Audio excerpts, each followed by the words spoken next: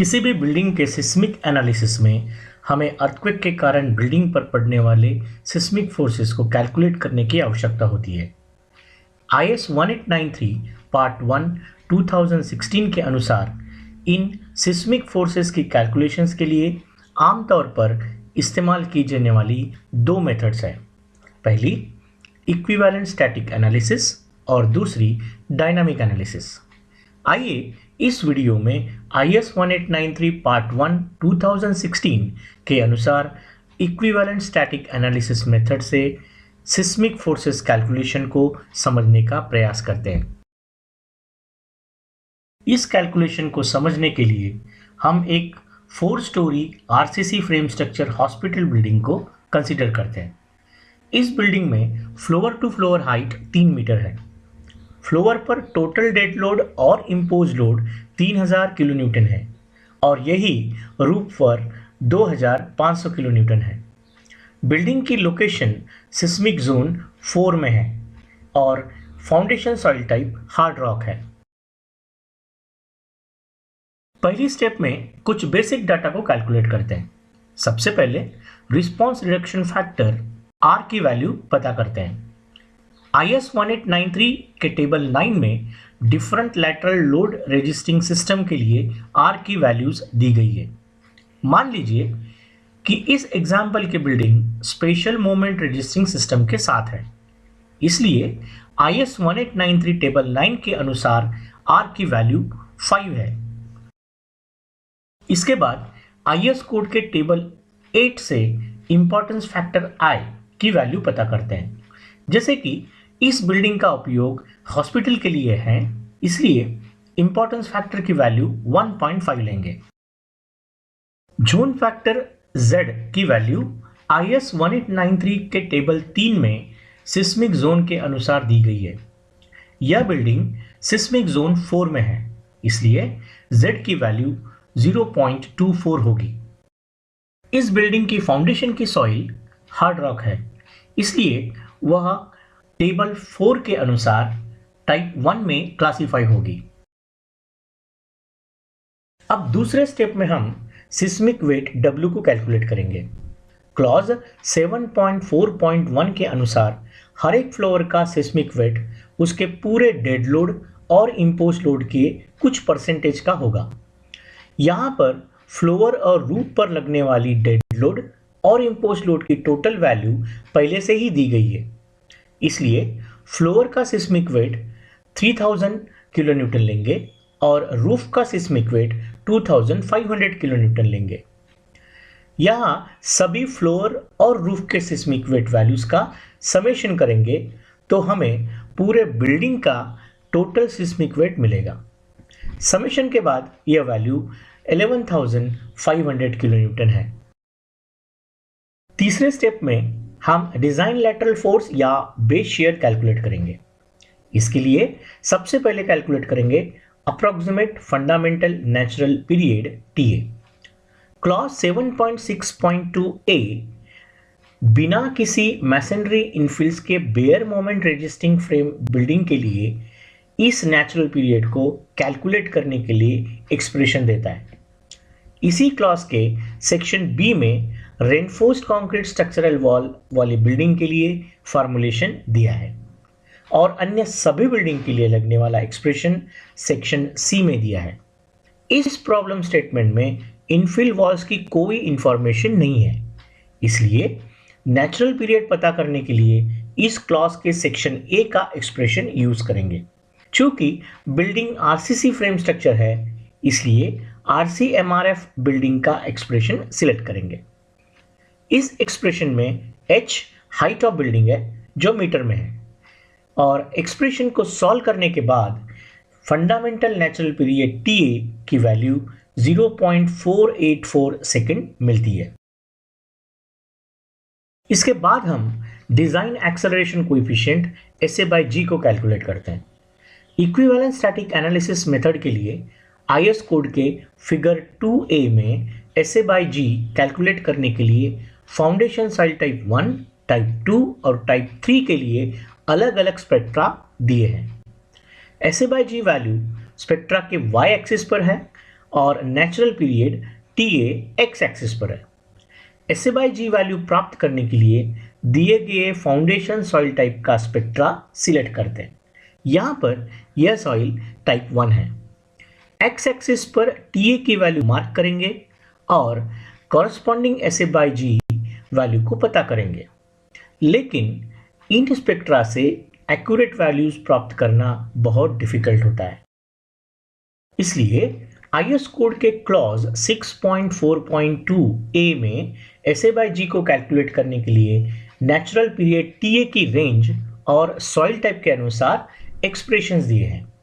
यहाँ TA की value 0.484 second है, जो कि रॉकी और हार्ड सॉइल साइट के सेकंड रेंज में आती है, यानी T 0.4 सेकंड से ज़्यादा लेकिन 4 सेकंड से कम है।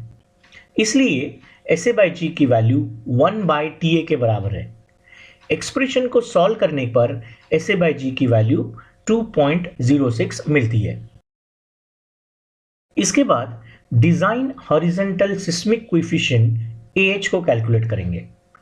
इसके लिए IS कोड के क्लॉज 6.4.2 में एक्सप्रेशन दिया है।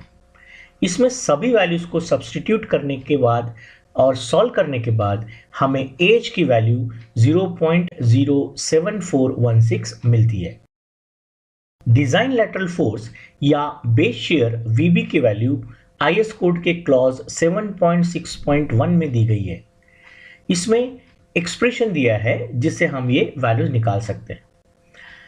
इस एक्सप्रेशन में AH design horizontal seismic coefficient है और W total seismic weight of building है। एक्सप्रेशन को सॉल्व करने के बाद हमें VB की वैल्यू 852.84 मिल रही है। अब स्टेप 4 में प्रत्येक फ्लोर पर डिजाइन लैटरल फोर्सेस को कैलकुलेट करते हैं।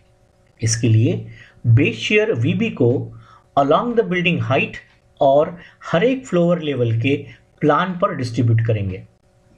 बिल्डिंग की हाइट के अनुसार यह डिस्ट्रीब्यूशन क्लॉज 7.6.3 में दी गई एक्सप्रेशन से करेंगे।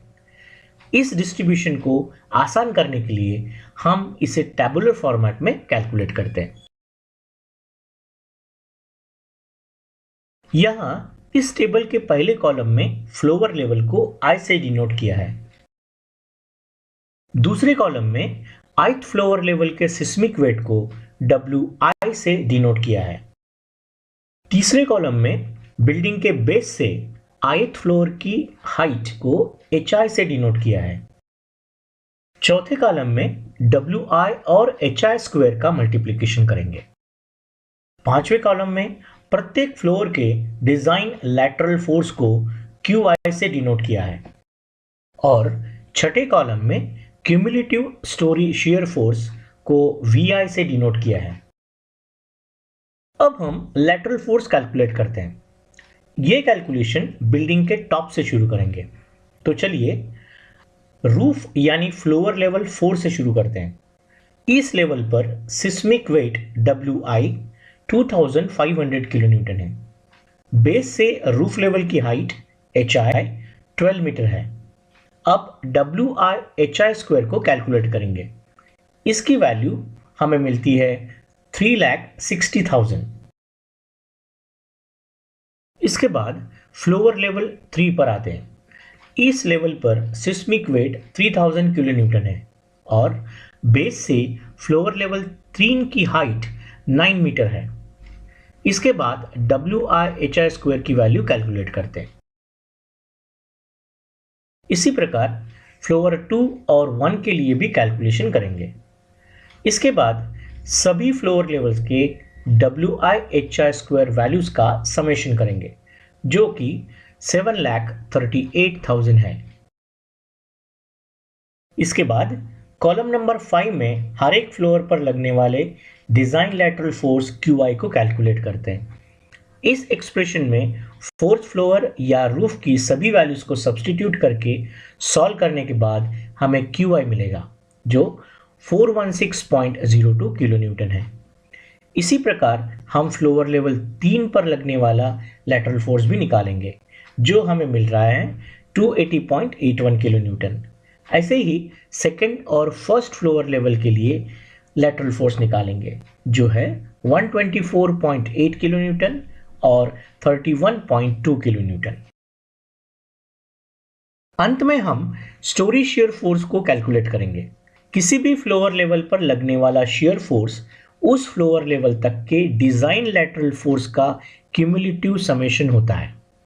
आइए फ्लोर लेवल 4 यानी रूफ से शुरू करते हैं। इस लेवल पर स्टोरी शियर लैटरल फोर्स के बराबर होगा जो कि 416.02 किलो न्यूटन है। थर्ड फ्लोर लेवल पर स्टोरी शियर फोर्थ और थर्ड फ्लोर लेवल के लैटरल फोर्स का समेशन होगा जो कि 696.83 किलो न्यूटन है।